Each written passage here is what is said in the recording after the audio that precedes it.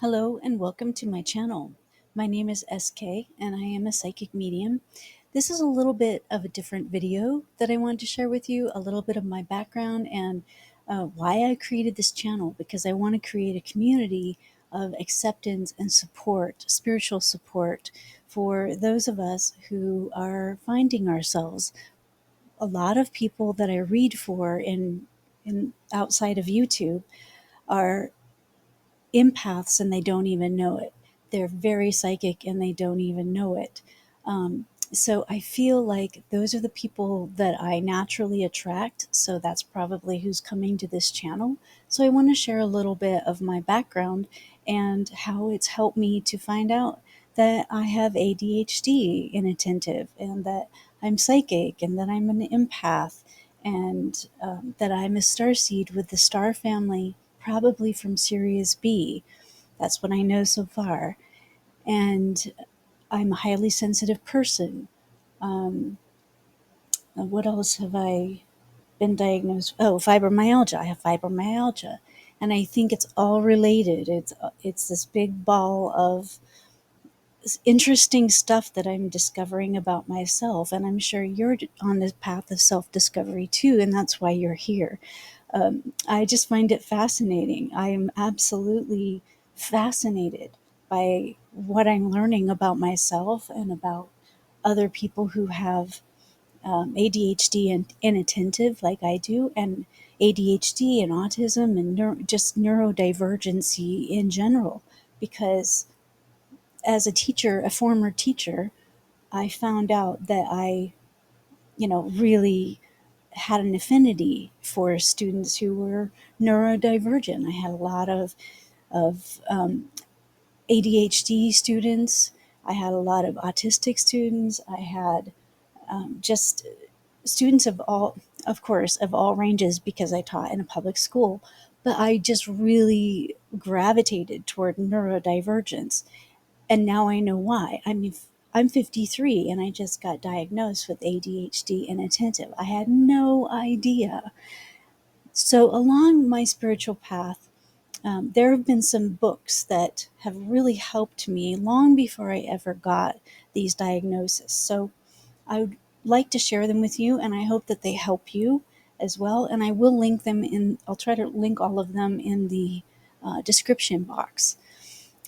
Also, I have recently found out that slime is something I absolutely love. So maybe you like slime or you've been attracted to it or anything that you can put your hands in that's really goopy and fun. I love this water slime because it doesn't have to be this particular brand, it's just water slime in general because this is scented as well. So this is watermelon scented. So anyway, I just wanted to share that with you. I believe in getting weirder. I am getting weirder as time goes on, and I love it. I'm having so much fun with it, and I'm just diving into what I love, which is things like slime. And, I've always loved crystals. So, some of these things I've always known, but I'm just getting more and more into because I've got these diagnoses. And, ADHD is so fascinating to me because I actually have a great therapist, and she has ADHD, and she's not inattentive. She's hyper. She's very hyper, and she just lets herself be hyper and be, you know, kind of wild that way. And I love it. I just love it. So maybe you're autistic. Maybe you're artistic. I am artistic. That was my first expression, and I didn't know I was an artist until I was almost done with college, and I was um, 21, 20, 22. Anyway, somewhere early 20s, and I discovered painting, and that was my first expression, my first spiritual expression, and my first way of really expressing myself as my true self. So I'm going to share some of these books and also just talk a little bit more about how my diagnosis has helped me. So one of the reasons why I'm really getting into, I just love She-Hulk. I'm really getting into the She-Hulk stories because she loves being green and she doesn't hide it. And she's 7 foot tall and she loves it. And she dresses, so expressively, and she's extremely intelligent. And so she is an attorney. And I love the story. So anyway, if you want something fun to read, I recommend She-Hulk. This is another book, Sacred Success. This helped me so much along the way. I've read all of Barbara Stanley's books, but this one, Sacred Success, A Course in Financial Miracles, was so helpful because one of my fears was dealing with money and and making friends with money in my life, because I was numbers as a neurodivergent person. Maybe you love numbers, or you're just, especially ADHD, numbers can be very intimidating. Technology can be very intimidating. So, anyway, embracing my fear and saying, okay, I'm going to find a way to actually enjoy dealing with my money and embracing how I deal with it. This book helped a lot. And one of the most important things that I got from this book was a list of the ego, voice of fear, and the soul is the voice of love. The when I'm in the voice of fear, I'm focusing on flaws, telling only lies, urging myself to hide. This voice of fear that's in my head, and defensive and impatient, makes excuses, compares self with others, sees only the past, craves the comfort of the familiar, aspires to mediocrity, speaks first and loudest, depends on busyness and addictions. So this is the source of false power, and it's to keep us safe. And that's fine to recognize. It's important to recognize this is important. We need to pay attention to it sometimes. It is about keeping us safe, but it also holds us back tremendously if we're mostly in this voice of fear, which is where I was a lot. And the soul is the voice of love, which reminds you of your gifts, speaks only truth, pushes you to shine, peaceful and accepting, takes action, has compassion for self and others, especially self. I didn't have that. Sees everything as a gift, favors the uncertainty of the unknown, aspires to greatness, is quiet but persistent, requires stillness, and this is the source of true power. And its job is to make sure that you soar. So I got that from this book, and it was just a beautiful gift. This is one of the first authors that I really Martha Beck was one of the first authors that I really related to on so many levels. And I know that she's neurodivergent. I don't know if she has I assume that she has ADHD, but I don't know that. Um, she's just amazing. And she's funny. She's so funny. Anyway, this book helped me tremendously. And in it, there is a meditation. Um, is something like a grass. I can't remember exactly, but you can see this is how I read books. Because these are my books, of course, so I mark the pages. But she just has beautiful things, how to change your entire life one tiny little bit at a time. And she taught me how to play until you feel like resting. Rest until you feel like playing. It took me a long time, many years, to actually figure out how to incorporate that into my life in a productive way. But she taught me so many things, and I still use so many of her lessons. But this is one of my favorites of hers, The Science and Magic of Finding Your Destiny. And I think we're all searching for our destiny. What is it we're supposed to be doing here?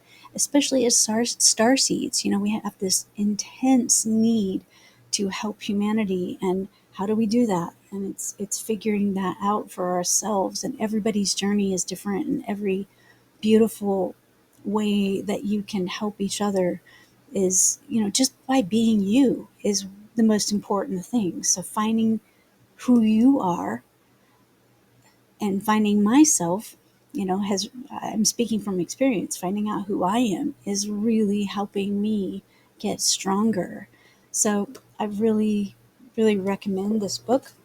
Um, this book is about making peace with demons, ghosts, aliens, death, and myself. And this is by Matthew G. McMillan, who also happens to be my partner. And so this is part of my story in here, but he writes so eloquently, and I could not put this book down.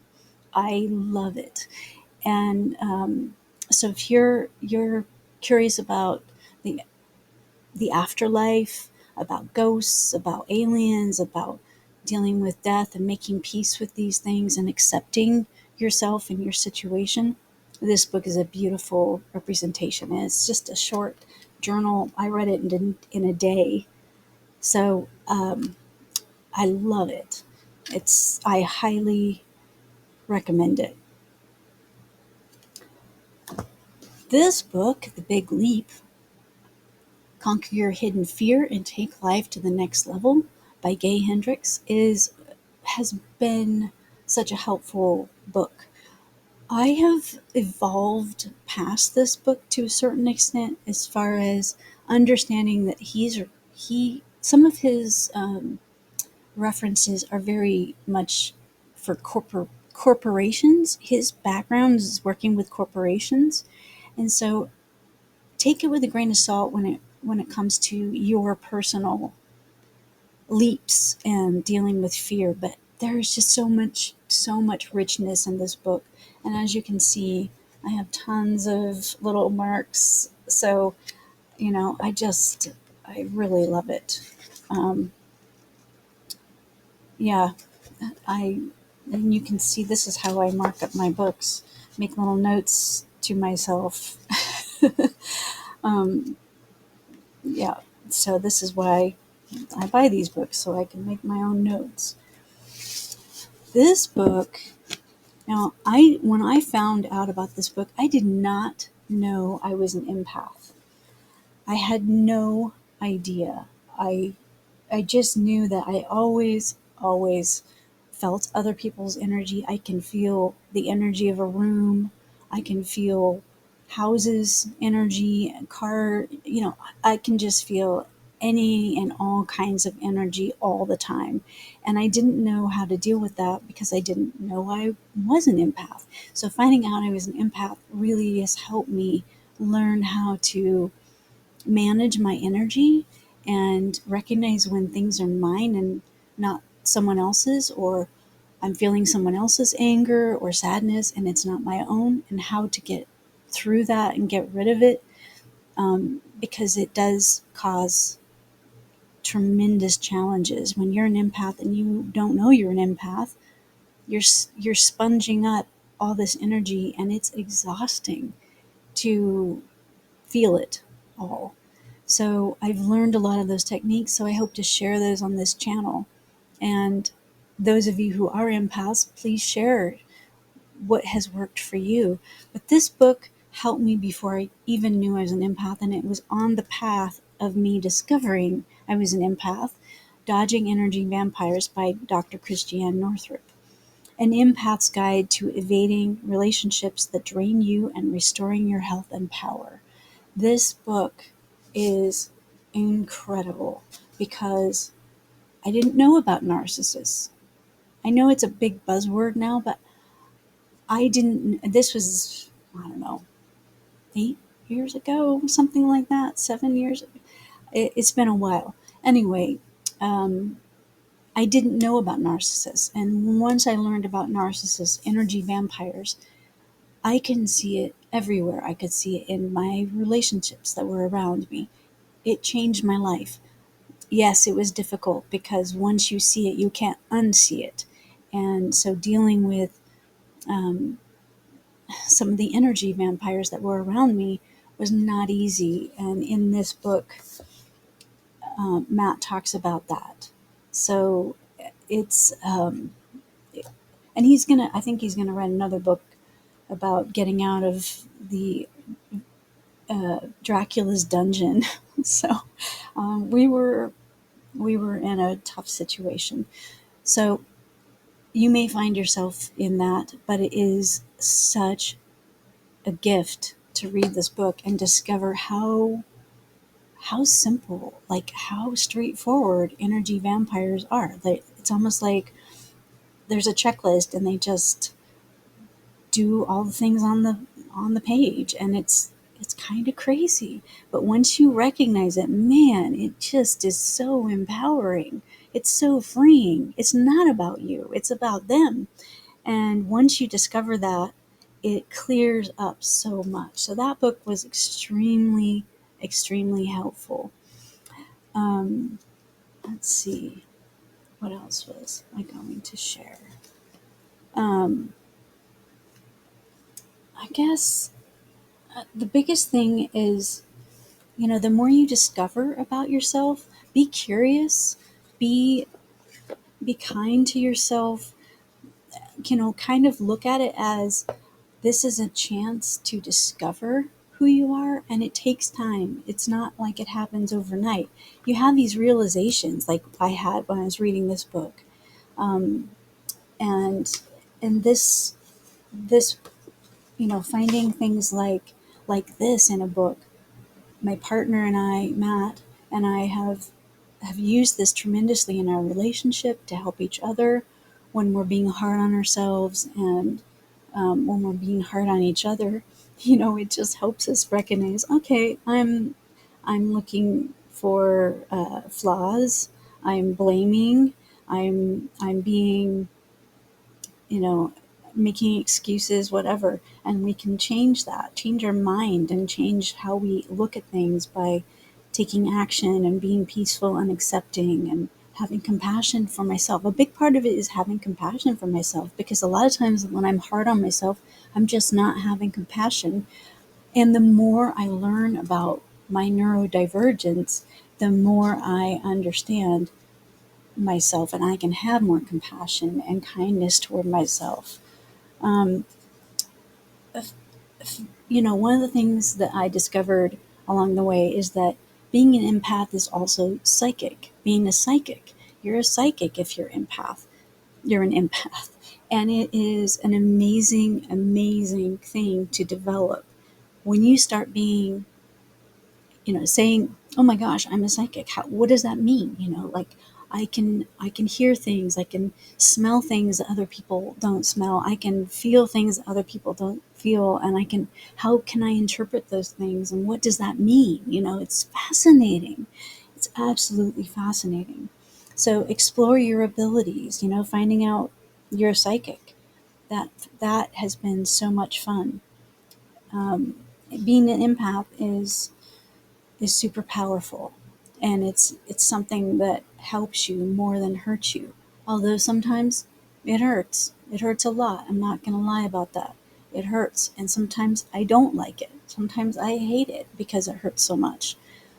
But I do know how to deal with it more now, and a big part of that is sharing that with my partner and saying, I'm having this rough time, and he's compassionate toward me. He understands.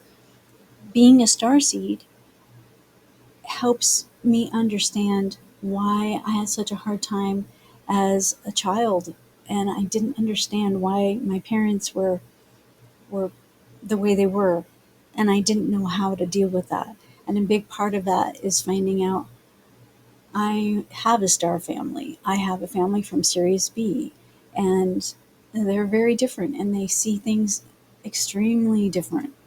And just accepting that, and not feeling like I'm an alien here, that I'm a human having I'm a spiritual being in a physical body, and I need to learn how to enjoy my life here. So a big part of that is knowing I have support all the time, even when I feel alone, and knowing how to access that.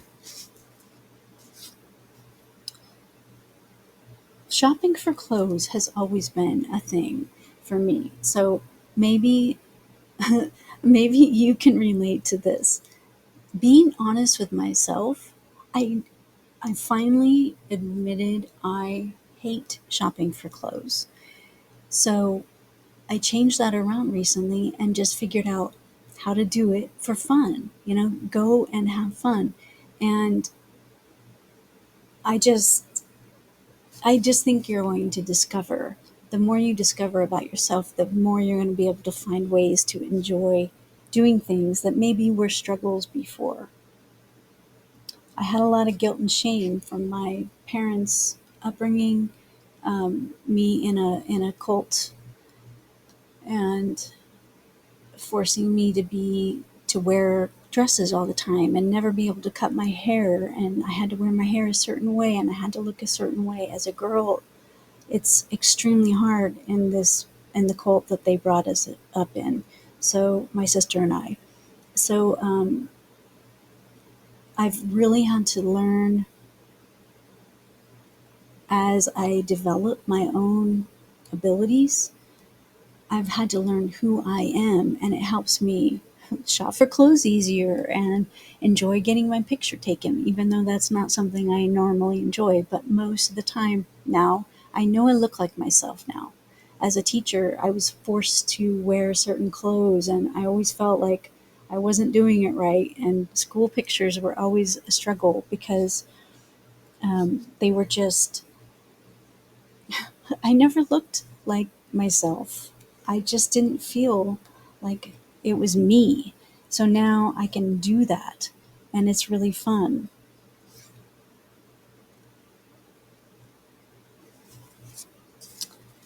The last thing I would like to share is this: get weirder. Get weirder. So what? You know, life is too short. Embrace our weirdness. I've always really enjoyed eccentric people. If that's how you're seen as an eccentric person or how I'm seen as an eccentric person, great. I like being eccentric. I like being weird. So, just like She Hulk, she likes being green. Be green, be blue, be pink, be yourself. Trust yourself more.